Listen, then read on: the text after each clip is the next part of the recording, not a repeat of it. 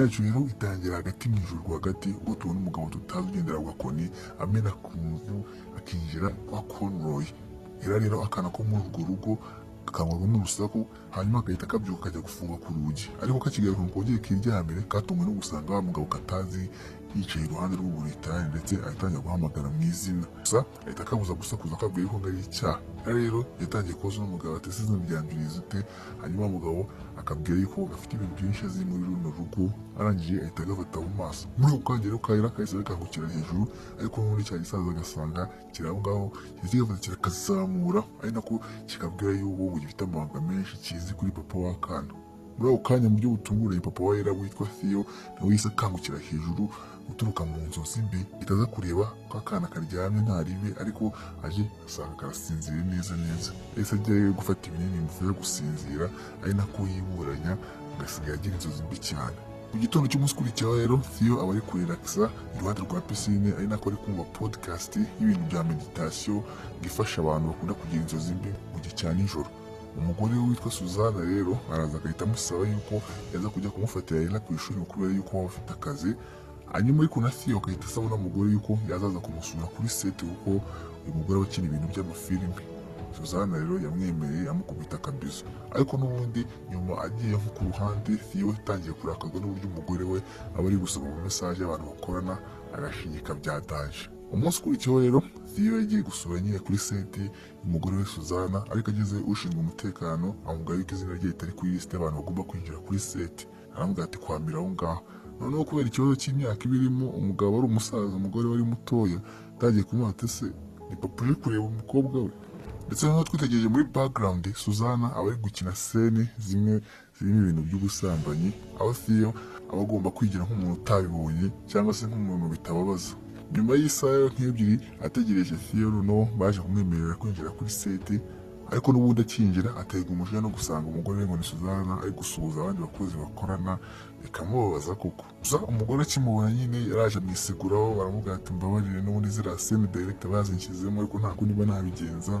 Theo ahita amubwira yuko amaze nk'isaha ebyiri ategereje hanze, ariko Suzana ahita amusaba imbabazi aramubwira ati "Ubutaha rwose izina ryawe nzaryandika kuri lisite ntabwo uzongera kugira ikibazo." Gusa Theo yahise abwira umugore we yuko cyagize gishobora kuba cyari cyamumenya ahubwo cyangwa ko yinjira kugira ngo ataza gufuha kuri seti. Umugore nawe yahise avuga ati "Wa mugani wasanga ari nabyo." Arangije ahita ahereza ruswa umugabo we kubanza kumuha akantu mu modoka aho ngaho n'iki n'iki. Nyuma rero basoje ubwo bugoryi, Suzana yahise abwira umugabo we yuko n'ubundi bafite gahunda zo kuva muri kano kazi k'ibintu byo gukina kubera ko Theo aba ari umukire bya danje. Ariko nanone nk'umugore aba ari gutekereza yuko nta byishimo yakongera kugira, nta kintu kimwe akora, ahubwo bahise biyunguza kugira ngo bajye muri ka vacances bajye kuruhura mu mutwe n'ibiki, ibi byose babiganiriye. Ese nyuma kuri uwo munsi mu ijoro bakoze booking kuri interineti, babooking inzu nziza iri ahantu ha yonyine mu byaro bya Welsh. Ibyacu ntibitinda rero, nyuma batwereka nyine famiye iri mu nzira yerekeza kuri ya nzu yarabukinze, aho Theo na Suzana baba bari kugenda baburana batwaye imodoka. Gusa bari muri kuburana Ella karabarogoye kahita kabaza papa ko Theo niba ari uzapfa mbere kubera yuko kaba kabona ari ukuze, babwira kubyara amashaje. Gusa ababyeyi babuze neza ibintu basubiza akana, ndetse kubera kurangara kwabo neza neza bigiye gutuma bagungana n'imodoka haburaho gatoya. Bw'amahirwe Suzana ahita ayikwepa haburagaho neza kimwe gitanga abiri. Mu nyuma rero birangira bageze kuri ya nzu, ndetse bakinjiramo batungurwa no gusanga ukuntu ino nzu iri nziza pe. Ella rero kageze muri iyo nzu gatangira kwirukanka kubagana n'ibiki n'ibiki. Nyuma Theo aza kugakaruma, ndetse bwa nyuma na nyuma noneho agaheza igisubizo cya nyako, akabwira yuko ngo n'ubundi umunsi umwe umuntu uwo ari we wese igihe cyo kizagera agapfa, gusa amahirwe ari uko bazongera ahantu ugahura ku munsi w'imperuka cyangwa se mu ijoro. Nyuma mu ijoro rero Ella kibereye ku buriri ari gukora bya bintu byo kwerekana igicucu cyo ku rukuta, ariko mu buryo butunguranye kandi ibyo ku rukuta akabona hameze nk'aho ari umuntu uri inyuma, bigatera ubwoba byatari gahindukiye, ariko akabona ni papa wakuje. Akana kakibona Theo kamubwira yuko kanya kabona ikintu kimeze nk'igicucu cy'umuntu, ariko isi akabwatereka reka nta birenze, ubwo ni ibintu wimajinaga. Nyuma baba bakigenda akana kahise kiyorosa ikiri igiti, hanyuma cya gicucu gihita gicaho ku ruhande, bigaragara ko cyari gihari kuko byanyabyo. Nyuma y'ibi rero tubona Theo ari kubwira Suzana yuko kazana ubushyuhe muri ino nzu kaba kapfuye, kubera yuko rero ari umugore uba warakoze booking y'ino nzu, ariko kumusaba yuko yahamagara nyirayo kugira ngo yohereze umutekinisiye aze gukora ku kuma. Ella rero nako kaba kavuye mu buriri bwabo kugira ngo kaze kaneke gatorore rusubira ku babyeyi bako, ariko bakikabona kahise kongera kariruka gasubira mu buriri. Tugarutse muri salo rero, Theo azimya amatara yose, ariko yagera ku itara rimwe riri ahantu mu gakona akabura neza ahantu barizimiriza, bityo araryihorera riguma ryaka, kandi ubwo byari mu masaha 4:35. Iyo rero yinjiye mu cyumba bameseramo imyenda kugira ngo ajye kuzimya itara ryaho, ariko yagezemo atungurwa no kubona ifoto yasanze imanitse ku rukuta yerekana umugabo ahagaze hasi muri basement n'amatara amyasa bya danje. Gusa Theo ntiyabihereza umwanya arabyirengagiza, ahubwo ahita afunga umuryango, ariko ntabwo yabonye yuko akimara gufunga itara ryongeye rikiyatsa. Yinjiye mu cyumba cye yasanze tayari umugore Suzana yamaze gusinzira, ariko aje amwicara neza nko hejuru ahita amukangura aramukanga, ariko umugore agahita amubwiye ko ngo yari kurota nabi byatari, ndetse akanamutonganya wo kuba yanze neza kuzimya amatara. Abajije arongera arisinzirira. Theo nawe ntabwo yabihaye umwanya, yagize ngo umugore ari mu bya blague, aje nawe ahita ajya kwisinzirira, ariko atarebye yuko tayari biba byamaze kugera mu masaha 9:12. Theo rero agitangira gusinzira mu ijoro yakomeje agira inzozi zimwe, aho yabonaga bathtub ndetse akanabona wa mugabo ufite akantu k'agakoni n'umurambo w'umugore, bigakomeza biza. Nyuma rero yagiye gukanguka yitegereje asanga biba byamaze kuba saa 4:46. Ibintu biba bitangaje kuko ubundi mu busanzwe aba atari umuntu uryamira. Uruhara rw'igitanda rero yasanze akantu k'agapapuro kanditseho yuko Suzana n'umwana baba bagiye hanze gutembera. Theo rero nawe yahise yiyongoza kwandika mu gitabo cye cya meditation, ari kuvuga uburyo nsigaye yumva ahorana uburakari, ibintu byamucanze n'ibiki, ariko arimo yandika ibingibi ijoro ry'ahantu yicaye inyuma cyazanye kugenda gikura. Nyuma rero ikaramu yari kwandikisha umuti waje gushiramo ayijugunya ku ruhande kubera umujinya. Tugarutse ahandi mu ishyamba rero, Ella aba ari kurira igiti agenda hejuru, kandi mama we yamubujije, aho mu buryo butunguranye yaje kunyerera arahanuka. Gusa ku bw'amahirwe mama we Suzana aramusama, umwana ntiyababara nyine yikubita kuri nyina.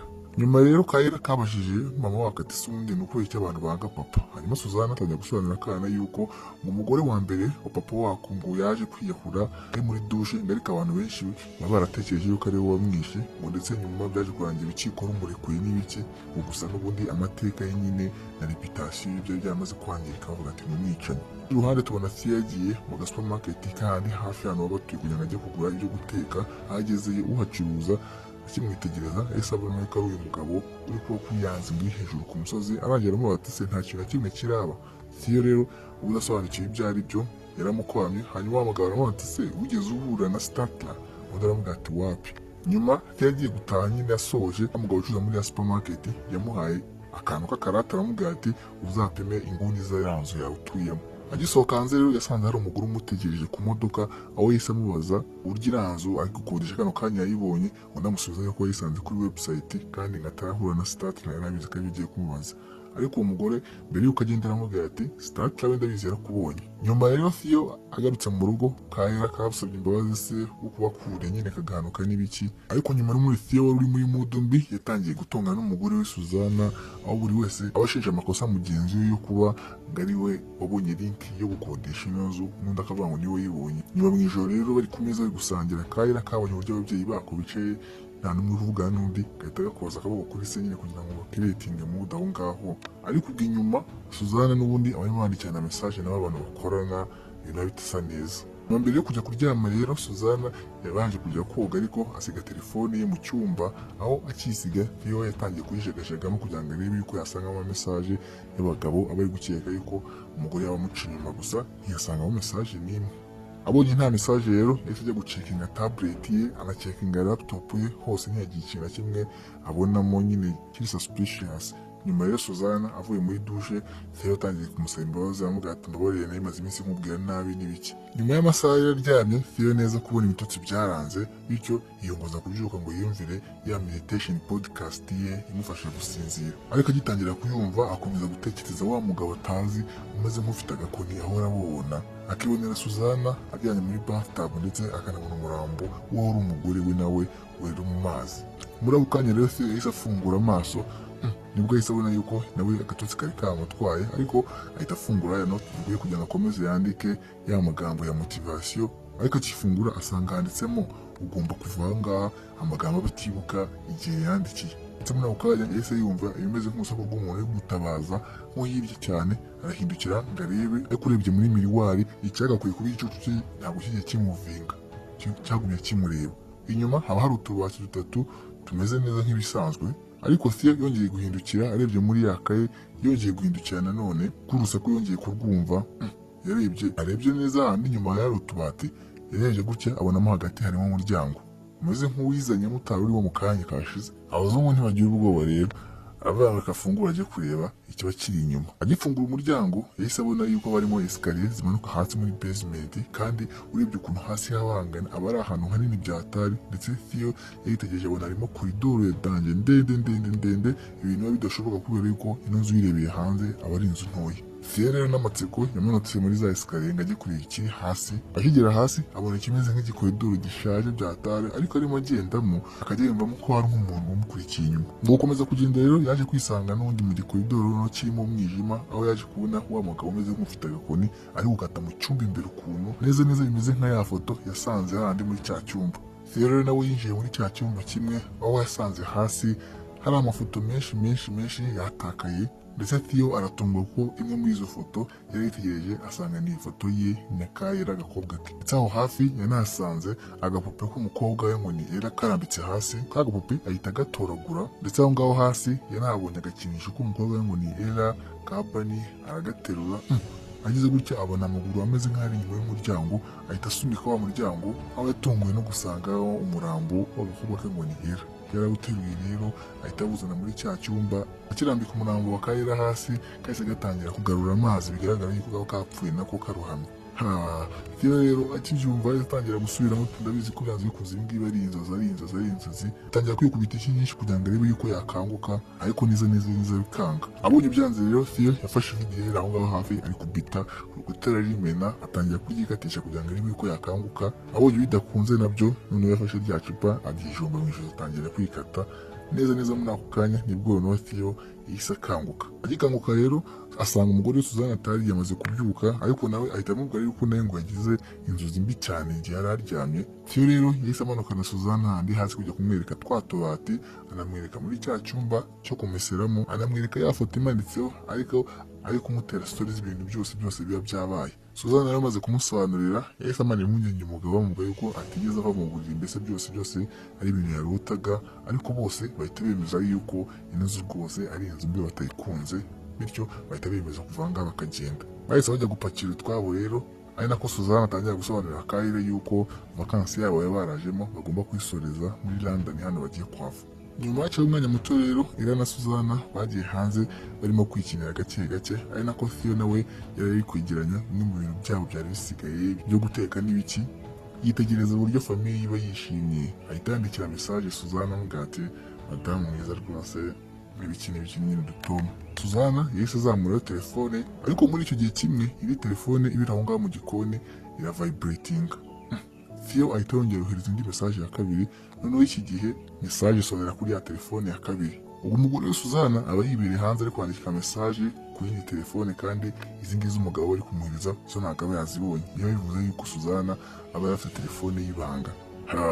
Umugabo rero akibona ifu ryahise ryongera rirazamuka, umujinya uramwica. Theo ahita yihutira kujya kureba ka gakayi yandikamo ibintu, aho gafunguye yasanze ya message ikirimo, ahita abona yuko bya bintu bivuga ngo ni inzozi, mu by'ukuri atari inzozi. Noneho ahinduye page asanga hano handitse indi message nshyashya ngo wagakwiye kuba wagiye, none ubu ngubu igihe cyarenze.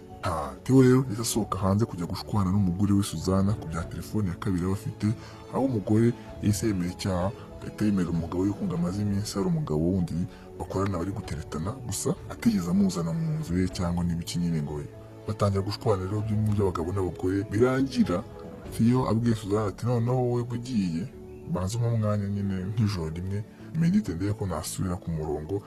Abagabo b'abazungu babazi ubwenge, aravuga ati kugira ngo ukubite ugiye nk'umwanya. Ubwo Theo rero yasigaye ari guhobera n'akana, ariko madamu we Suzana yakubita mu modoka ava aho ngaho aragenda bamukatiye by'umunsi umwe ngo umugabo yitekerezeho.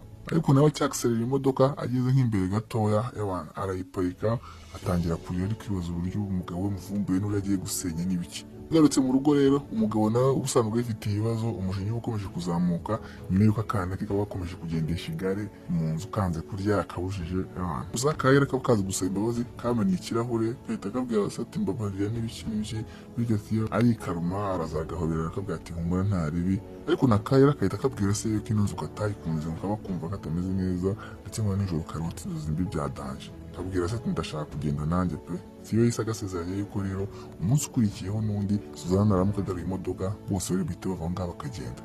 Ariko Theo yitegereje neza nka hafi y'urukuta ahita abona yuko amazi yari mu kirahure yaretse ku mpande zimeze nk'aho zitareshya. Yahise agenda azana ikindi kirahure cy'amazi arongera akimena hasi, amazi arongera abona ari gutemba hirya akongera akagaruka hino. Arangije yahise akurayo ka karate wa mugabo yamuhaye kugira ngo agapimishe ku nkuta z'ino nzu. Nyuma y'ibi ngibi Theo na Kayla batangiye gupima noneho uburebure bw'ino nzu kugira ngo bamenye ngo hano mu gikoni hangana gute, muri salo hangana gute, ndetse iyi process bakomeza bayisubiramo banajya hanze. Gusa mu buryo butangaje iyi nzu iba ari nini imbere ariko yagera hanze ikaba ntoya, ibintu ubundi bidashoboka. Bahagaze aho ngaho rero Kayla kahise ababwira se ko gakonje cyane, se akabwira ati ngaho injira mu nzu ufate ikoti. Akana kahise kiruka nyine kagenda kagana ku muryango, ariko se ategereza yuko kinjira ntiyakabona. Mu buryo butunguranye yari atwagiye kubona tubona agaragaye nko hirya ku gice cyo hirya neza opposite y'ino nzu. Ahita apepera se, arangije afata ikote atayongera akata kuri wa muryango ameze nk'ugaruka ariko ntiyasohoka. Se rero n'impungenge yahise yihutira kwinjira imbere mu nzu, akinjiramo asanga ikote ry'akana rirambitse hasi. Yatangiye gushakashaka mu cyumba hose ariko Ella ntiyamubona. Muri icyo gihe kimwe Kayla abaye muri ya koridoro idasanzwe yo mu nzozi, ari nako papa we aba akomeza gushakashaka ahantu hose agenda afungura buri muryango, akaza kurangira yisanze yagarutse n'ubundi muri salo. Nyuma rero abona ikintu cy'igicucucucu cyaka kizima. Theo noneho yahise agenda yinjira mu wundi muryango, aho noneho kuri ino nshuro yisanze muri ya koridoro imwe. Arangije asiga afunguye umuryango afungamo intebe hagati. Ntareba iyo ajya ahindukiye abona ya koridoro yagutse yabaye nini byatari, ndetse hajemo n'imiryango myinshi byatangiye wagira ngo ni nka hoteli. Rero yapfuye kwinjira muri cya cyumba kimwe cyo kirimo utubati, ariko akinjiramo imbere agicana itara umuryango w'inyuma wahise wifunga. Ku rundi ruhande rero Kayla nako kabona umuryango ufunguye muri ya koridoro irimo umwijima, agahita kagenda kakinjiramo. Akomeza kagenda kareba kugeza igihe kageze gutya kabona tabu ibirimo umuntu w'umugore wapfiriyemo umurambo. Gusa mu buryo butunguranye wa murambo wahise ugira gutya utangira kugenda. Rero akibibona ubwoba ahita avuza induru ya danje, ari nako ashaka kwiruka, aribwo ageze gutya ahita akubitana na wa mugabo tutazi ufite akantu k'agakoni. Umugabo ahita abwira Kayla yuko gatakunda ubundi kubona abantu bafite udusura tw'inzirakarengane muri ino nzu. Arangije ahita abaza akana ati se papa wawe ari he? Kayla gahita n'ubundi kirukanka kagana mu kindi cyerekezo. Theo rero nawe wumvise urusaku rw'akana yakomeje guta umutwe ashaka ahantu kari muri buri cyumba kugeza aho agiye gusanga noneho icyumba kiba kiri kugwamo imvura ihanuka ku gisenge. Noneho afunguye ikindi cyumba asanga kirimo esikariye zimeze nk'izaguka zitarangira. Akurikije uburyo agakobwa k'ahantu ruri guturuka rero Theo yatangiye no kumena urugi rumwe rwari rukinze kugeza igihe intebe yari irufungiye izuwemo. Noneho ahita yongera yisanga muri ya nzu isanzwe bari barimo, ahita abura na Kayla kicaye kuri esikariye aho ngaho. Yahise ahobera akana k'iriru, ndetse atangira kukabwira uburyo yari afite ubwoba bwinshi n'impungenge, n'akana kakamubwira ko n'akari uko. Nyuma y'ibingibi rero Theo yari ashaka guhamagara Suzana ngo azane imodoka bava aho ngaho bagenda, ariko tayari telefone y'umugore nticemo. Kayla akabwira se wahamagaye ya telefone yindi mama afite, gusa papa nimero ya telefone yindi ntabwo aba yize. Ubwo rero yasize ubutumwa, arangije Theo ahita ahamagara kuri ka supermarket kugira ngo asabe wa nyira kuko yamwohereza taxi voiture. Gusa wa mugabo amusobanurira yuko ibintu bya taxi voiture muri kino cyaro cyawo nta bihari rwose. Ahubwo aramubaza ati se ka karate nagwaye waragakoresheje ugapimisha? Wa mugabo akibyumva rero nibwo yahise abwira Theo yuko ubundi ngo mbere y'iyo nzu hari hasangwa indi nzu kandi igitandukanye n'iyi ngiyi, noneho mbere y'iyo ngiyo hari hasanzwe hari umunara. Ndetse mu migani cyangwa mu bihuha ngo bavugaga yuko ari Sekibi yubakiye uwo munara ngo kugira ngo azajye abasha kubona roho z'abantu. Gusa nyuma Imana yaje kwangiza uwo munara, bityo ubwo Satani yaje noneho gutangira kubaka amazu kugira ngo abantu bajye baza kuyakodeshamo. Ndetse umucuruzi akomeza amusobanurira yuko ngo hari abantu bajyaga baza muri ino nzu mu kuyisohokamo bikaba ari ikibazo. Theo arimo avugana n'uyu mugabo yitegereje ku rukuta abona ari kuzana amafoto, hakazaho n'andi menshi. Ahita abwira wa mugabo kuri telefone atereka nkubye ndashaka kuva kuri ino nzu nkagenda. Ariko wa mugabo aramubwira ati se ugira ngo ni wowe ubigenda ngo ngo bakiri muri ibyo ngibyo ya telefone isi ijyaho undi muntu. Wa mugabo witwa ngo ni Tesla utangira kubwira Theo yuko ngo wenda igihe cyose aba ari ahangaha. Theo akibyumva hamwe no guta umutwe yahise avuga ati yanze kugenda n'amaguru mpaka ageze mu cyaro. Arangije akoze ku muryango asanga ntifunguka. Kugira ngo asohoke bisaba yuko amena ikirahure cy'inzu, ariko Theo na Ella bakiva aho ngaho bagitangira kugenda bahise babona hari umuntu ugaragaye nko mu nzu muri salo batajyaga babona ubundi. Bakomeza kugenda mu muhanda bareba bigenda bihuta bakora ibishoboka byose, ariko bagenda bakangwa n'amajwi y'ibintu kuko buvuga nabi byatari hafi aho ngaho. Gusa nyuma y'umwanya munini bagenda baje kujya gutya babona amatara ameze nk'aho ari imbere, bazi ngo nabo barihuta bazi ngo ni ubutabazi. Gusa bitegereje neza basanga ntabwo ari mu cyaro baba bageze, ahubwo ni ya nzu n'undi wongeye kugeraho. Nyine no kuyivuga ari ikibazo. Yari abonye ko ariyo ahita abwira se yuko anashaka kongera kwisubiramo, ariko Theo asobanurira umwana yuko kano kanya ntange mahitamo bafite kuko buba bwamaze kwira, hari imbeho, hari ibitotsi n'ibiki. Avuga ati humura ndakurinda. Rero bamaze kwinjira mu nini bahise bajya kuryama. Aho Theo yatangiye gusobanurira akana yuko ngo kera akiri muto ngo yigeze gukira nk'ibagirwa gukinga, aho yaje gutakaza indangagaciro z'ubuzima ngo bikarangira abaye umuntu mubi mu by'ukuri atari proud ye cyangwa se atewe ishema nawe kano kanya. Gusa nyuma yuko abyaye Kaela ngo katumye aba umuntu muzima. Uko ari babiri rero byaje kongera bafatwa n'agatotsi, ariko kamera yakubise flash neza ku maso ya Theo ihita imukangura. Akibuka yumva hari amazi ari kumeneka nko muri dushe, ahita ajya kureba ibyo ari byo. Aho ageze akinjira muri dushe asanga nta mazi arimo.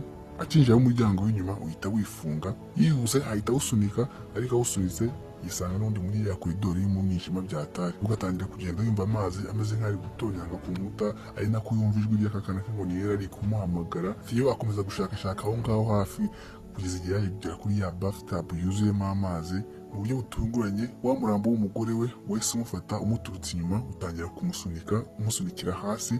Theo ashaka kwidefanda ngo awikuremo, ariko wa mugore atangira kumwirukaho ibintu by'ibizi mu maso. Nyuma Theo akomeza ahangana akanya gatoya, ariko nyuma yitegereje neza wa mugore aburi ku irengero. Ngo nyuma y'ibyo rero Theo noneho yahise ajya muri ya laundry room, aho yasanzemo agafoto ke na Ella ariko kamanitse ku rukuta. Yegeranye neza n'aka gafoto kari gasanzweho, yahise yihutira gufungura umuryango uri aho ngaho hafi.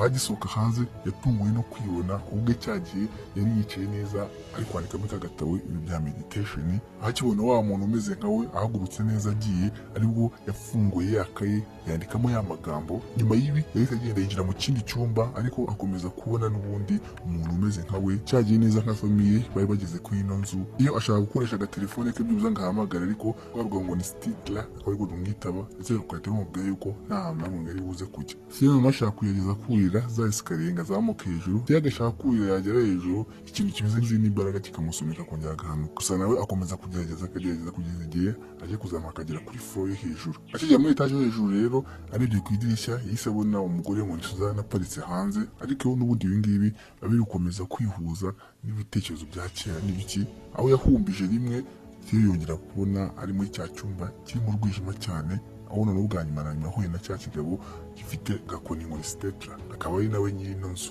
gusa akanaba satani mwenyewe n'ubundi. Kandi ubwo akajwi ka Ella kaba kari kuvugira hirya kakubufasha, ndetse n'igicucu cye kikagaragara. Theo rero yatangira kwingingwa ngo ni Stella ngo namurekere umwana agende.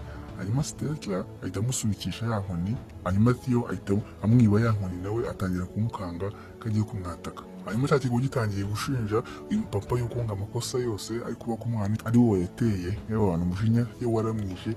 Ahita afata ya nkoni atangira kubwira cya kigabo yuko nta kintu na kimwe yigeze akora, ari nako ajya kubita bya danje. Ndetse Stella ayatangira kuva amaraso, ndetse avamo n'amarineti n'amenyo amwe arakuka. Ariko n'undi akomeza atsimbarara aravuga yuko ngo buriya hari igihe ibyaha by'umupapa bigira ingaruka no ku bana be. Arangije ahita akuraho ingofero ye, aho tumwitegereje neza ubu neza asa n'umugabo ngo ni Theo. Ndetse ahita akomeza anamwibutsa yuko ngo buriya miriwari nayo yonyine ishobora kukwereka uwo uri we bya nyabyo. Ndetse ahita anasobanura Theo yuko ngo umuntu wenyine uri gutuma rero atabasha gusohoka muri ino nzu ari papa we, nta kintu kimwe yigeze akora. Theo rero byahise bimucanga akubita hasi amavi, ariko cya kigabo ngo ni Stella kiramwegera kiramubwira ati icyo gukora urakizi, itakinabwirwa irengero. Kikimara kugenda rero na Kaela kahise kamera nk'akageze aho ngaho neza inyuma ya papa. Hanyuma barongera bariyunga baranahoberana, ari nako Theo aba akomeza gusaba imbabazi akana bwa buri kimwe. Agarutse hanze y'inzu rero Suzana atari aho yamaze kuhagera. Theo rero ahita azana Kaela agahita bakubita mu modoka akagasoma agasezera, hanyuma agahita ajya ku ruhande kuvugana n'umugore we bari bonyine. Ndetse Suzana aba ashaka yuko we n'umugabo we bakongera bakiyunga ibintu byose bakabiganiraho, gusa Theo we ahita abwira uyu mugore yuko ngo ari mu ino nzu aba agomba kuguma, ndetse agahita asobanura yuko nubwo atari wiciye umugore we biri directe, ngo ariko mu by'ukuri yaje agasanga amaramira nkiri handi muri ya bathtub, gusa ntamufashe n'ubundi akamwihorera, ukubera ko n'ubundi ngo yaramaze igihe kinini uwo mugore yaramwanze, ariko byamunaniye kumukatira ngo bajye mu bintu bya divorce. Bityo rero umugabo ahita abwira Suzana yuko n'ubundi atakomeza kwiruka ngo asige igicucu cye, bihita byumvikanisha yuko cya kintu cya kigabo ngo ni Stitra twakekaga yuko ari undi muntu mu by'ukuri aba ari igicucu cy'uno mugabo, cyangwa se icyaha cye gihora kimukurikirana. Ndetse ubwo Suzana na Ella bahise bikubita mu modoka bava aho ngaho baragenda birakunda, mu gihe Theo we aba agomba kuguma muri ino nzu ubuziraherezo. Ndetse bahita bakomeza batwiga kuri interinete ya nzu, n'ubundi ahita hongera hakajyaho post yuko iri gukodeshwa, bigaragara yuko iba ikeneye abandi bantu baza kuyikodesha n'ubundi kugira ngo yongere ifate izindi roho z'abantu aba ari inzu ya Sekibi. Ndetse hamwe n'ibindi filime yacu nanga irangiriye, nizere ko yabashimishije, ntimuzajya mukodesha amazu mutazi. Take it with the focus. Until next time. Peace out. Alright.